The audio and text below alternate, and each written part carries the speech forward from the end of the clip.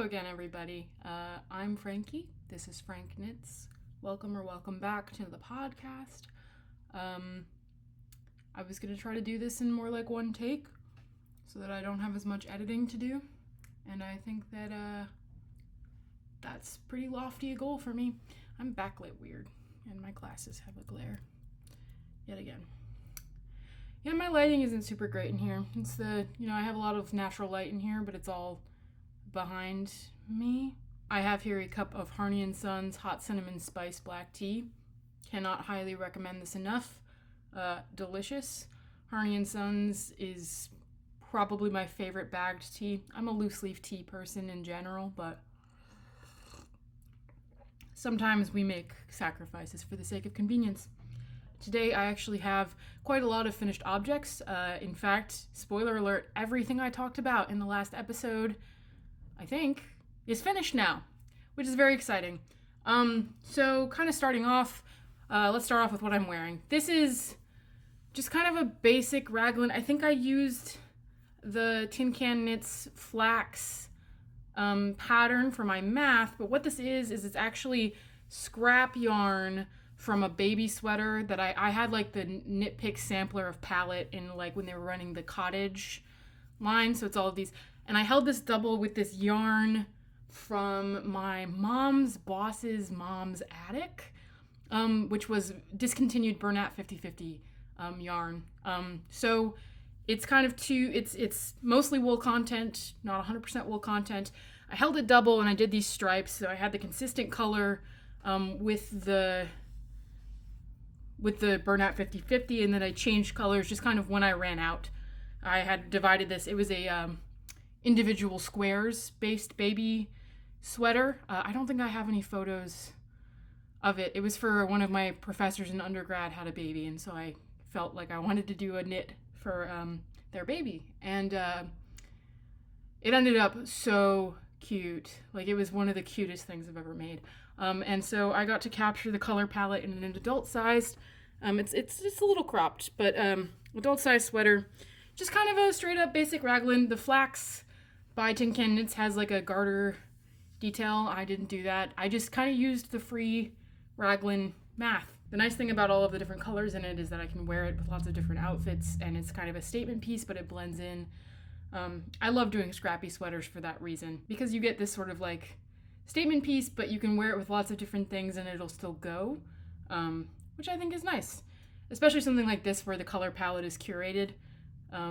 I think it can be hard with scrappy sweaters to pick a color palette that all looks good together, because even if it's scrappy, you do want it to look a little bit intentional and cohesive, or at least I do. You needn't. Okay, so getting into the finished objects, let's start with non-knitting. I did in fact finish my Miss Frizzle inspired dress. I've got these very cute wooden buttons. Yeah, it's a little bit wonky. All of my sewing stuff is a little bit wonky. I lose patience and skip steps, and I'm working on that. So it's not as neat as it might otherwise be, but I've worn it out quite a few times already. You'll notice that the interfacing here isn't laying because I didn't actually reinforce it with anything thick. It's just 2 layers of fabric. And I cut some corners, literally and figuratively. The hem is fraying a bit because I just zigzag stitched it to secure it. And so there are, things that I maybe should have, could have, would do differently next time. But overall, the pockets are great. They're nice and spacious. They fit a phone, which is really all they need to fit. They fit a hand. They fit, wallet, keys, all that stuff. I didn't really bother too much with the pattern matching, but it turned out, I think, pretty good. It's really just like a cup of love. Like, I love fall for exactly this reason, that you get to drink just delicious, hot, spiced beverages. All right. Now, this is not really a finished object that I talked about making last podcast, but I realized I talked effusively about my halibut mittens, and they're in my profile photo, so I thought, I should have some more commotion for the halibut mittens. I'm thinking about making a second pair for a colleague. I wore these for the first time yesterday. It was finally cold enough. And everybody was making a big commotion out of the halibut mittens. among my colleagues, and one of them was like, hey, could I get a pair of those? And my colleagues know I am constantly knitting. It's not the sort of situation where, like, you know, you're working on a sweater and somebody's like, oh, if I pay for materials, will you make one for me? Like, it's like I ask them, hey, does anybody need any winter wear? We live in a cold climate. I knit. I have more yarn than I have plans for, even after my huge stash down over the summer. So I'm going to gauge swatch. This colleague has bigger hands than me, so I might need to adjust the pattern a little bit. I might even do, these are fingering weight. I might do a sport or DK weight and just raise the needle size. We'll see if it works. I need their measurements before I can really get off the ground. So that's the Halibut Mittens by Caitlin Hunter.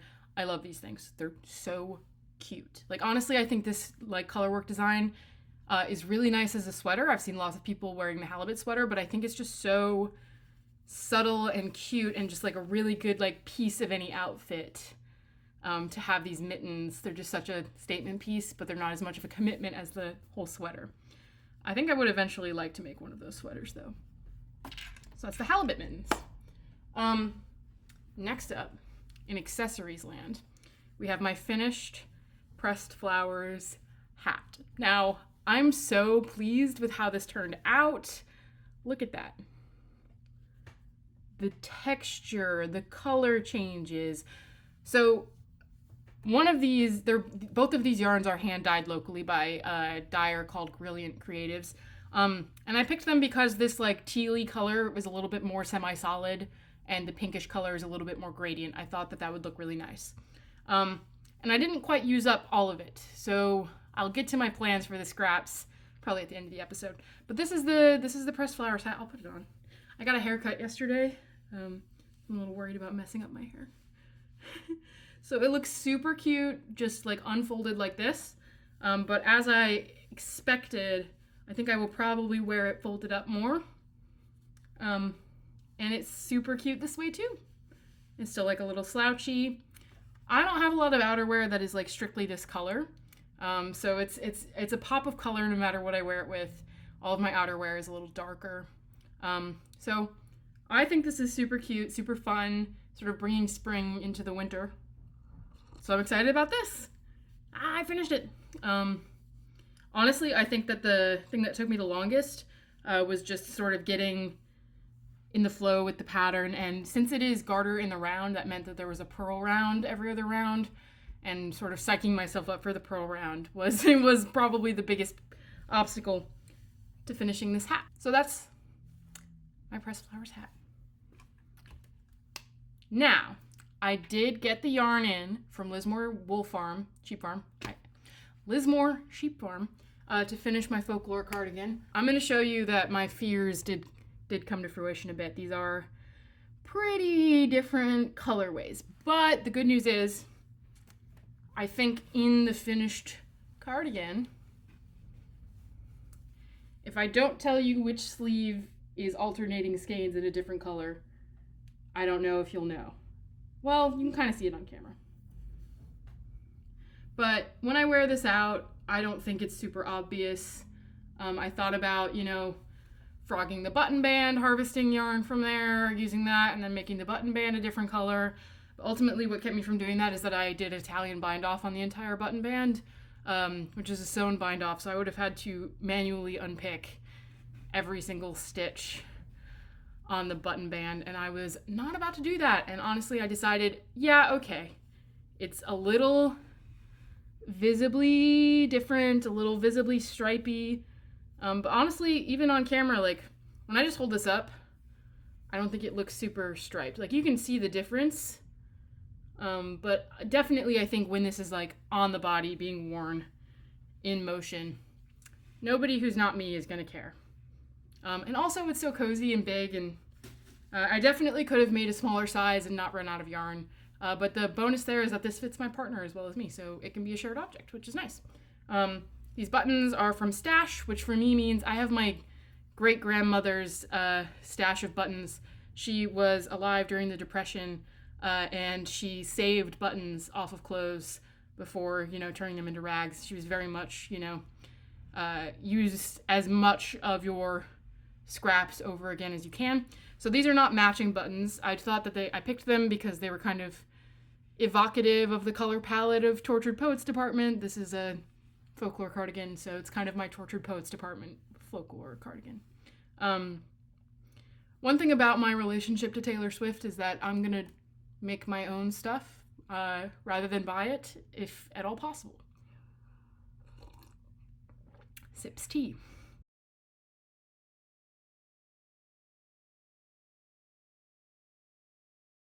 I love the way this cable pattern looks. Like, this is adorable. I love wearing it. I've worn it around the house and out a few times already, and it's holding up really well. I ended up, here's the interesting thing, rather than weave in the ends, I ended up needle felting the ends. So you can kind of see here, they're like stuck down. And we'll see how that goes. I've never done that before, but this is a very rustic wool sweater, so I figured, why not? I don't know that it was actually on balance easier to needle felt the ends, but it was a different thing, and so it felt novel, and so I did it. And the thing I know you're all waiting for, because after all, I did say I finished everything that I talked about in the last video, is the When Harry Met Sally sweater. And I'm here to tell you that it was a process, it was a journey. If you watched my last episode, you know that swatching was a journey. I would say that things were smooth sailing for the back panel, front panel. I joined them at the shoulders. I added a collar. Now, working out the shaping for the front collar took me, I want to say, 6 or 7 tries. That was a little frustrating. But I did figure it out. I did the collar. I did the fold over collar. I set in the sleeves and I tried it on before adding the ribbing, and the torso was too short. And because I had knit this bottom up and it is a fisherman's rib, there wasn't really a good way to work the other direction. And unfortunately, my hubris, I decided to try that anyway on the back panel, and I ended up completely destroying the cast on edge of the back panel. Luckily, I only did it on the back panel, so I ended up needing to undo all the seams and undo the whole collar, set the sleeves aside.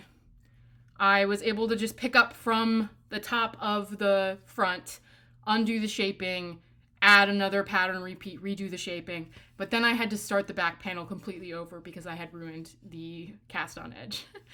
Sometimes you try something to make your life easier in knitting, and it makes your life significantly harder and adds a lot more work to the process.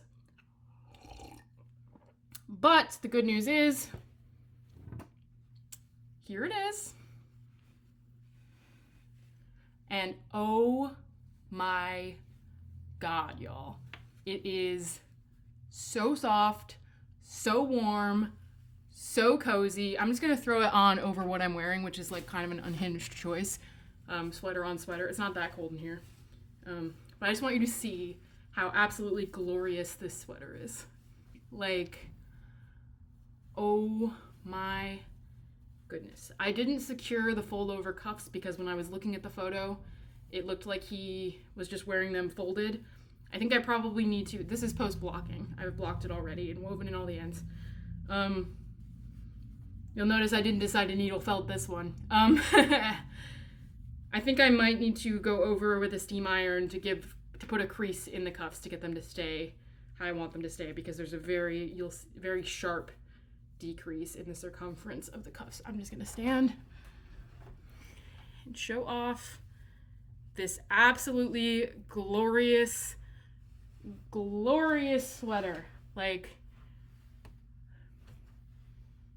I think this might be the best thing I've ever made in my whole life. And like, my blocking boards were actually not big enough to stretch the sleeves out. Sleeves are maybe a tad bit long for me. But yeah, I basically could not be any happier with this sweater. Like, it's perfect. It is without flaw. It's so good. And I'm sweating now.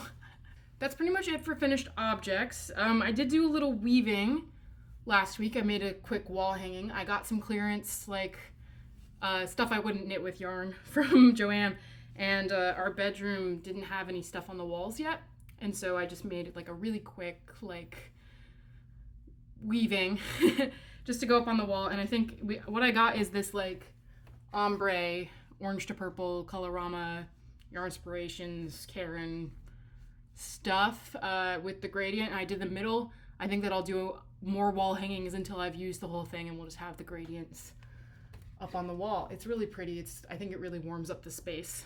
So I like that. Then I've got a couple more works in progress. The other thing I have on the go, other than scheming for the halibut mittens for a colleague, is that I'm actually doing a art exchange. My sister and her husband run a pottery business, and so I'm going to be knitting a sweater for my sister that she requested in exchange for getting some pottery for us. I am making the Herbarium Sweater I really should have learned my lesson last time and just had Ravelry open. The Herbarium Sweater by loveknit.nl. And I sent my sister a few options of sweaters I could make that were fitting kind of, she sent me some photos of sweaters she liked, and I was like, I can do this. And I'm actually using the yarn left over from the When Harry Met Sally sweater as my starting point. I did also buy a couple more because I sort of guesstimated how much I would need.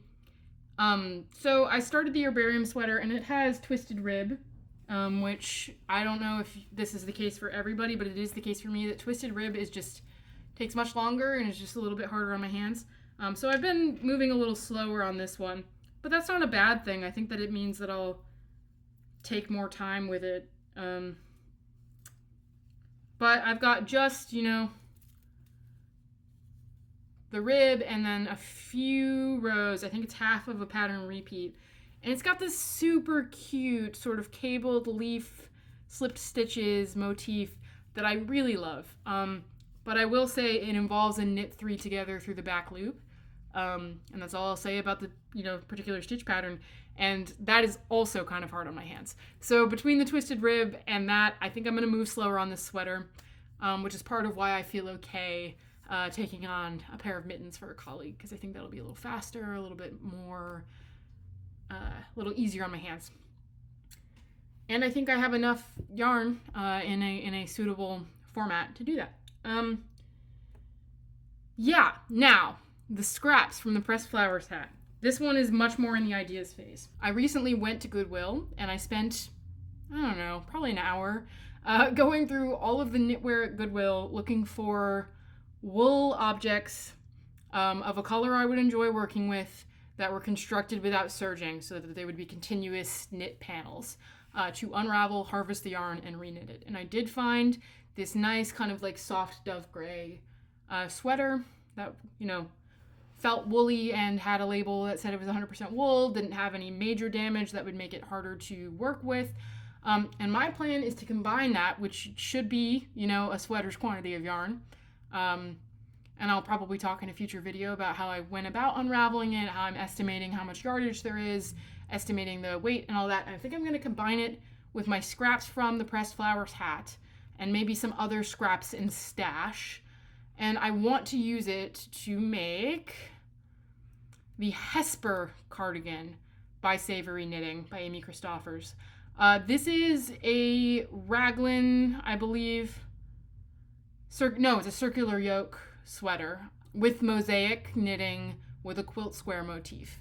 And quilt squares are like having a moment, but I haven't finished anything that's a quilt square. I have this like languishing WIP. I haven't talked to you guys about my languishing WIP of a Stella quilt cushion by Penrose.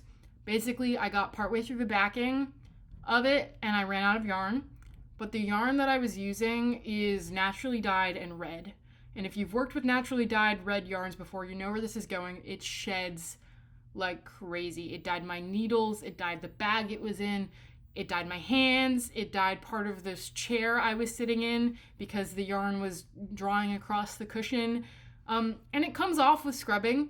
But I'm not wild about unraveling the backing the cushion with fabric or a different yarn, and that process would mean I have to use my Swift, and my Swift is untreated wood, and I just feel like I don't want a pink Swift for the rest of my life. And so that WIP has been in a basket since we moved into this apartment, which is months, which for me is not that unusual, but I've been trying to be more mindful. I have a bunch of WIPs on the go at any given time. But this one is just truly languishing. Like, I don't know what to do with it. I'm not sure if I could frog the whole thing, but the Stella quilt cushion is worked with like blocks of color, so it's pretty small lengths of yarn. So I don't know what else I would do with it at that point. And it was expensive yarn. I got it at a local yarn store, and not one of the ones around here, but I got it at a local yarn store, and I want very badly to make it work, and I just don't know how to make it work. So if you have any ideas about what I could do with a red yarn that sheds everywhere, how I could handle that, I welcome them. I'd also be curious what y'all are working on, what you're excited about, what you're planning, now that we're in officially cozy weather. I know for me, it's always much more energizing, and I have many more ideas of what to work on when the weather's nice. So I hope that's true for you too, and I hope you found something inspiring in this video. All right, I'll see y'all next time. Thanks for watching, and everybody have a good spooky season. I think next week on that project.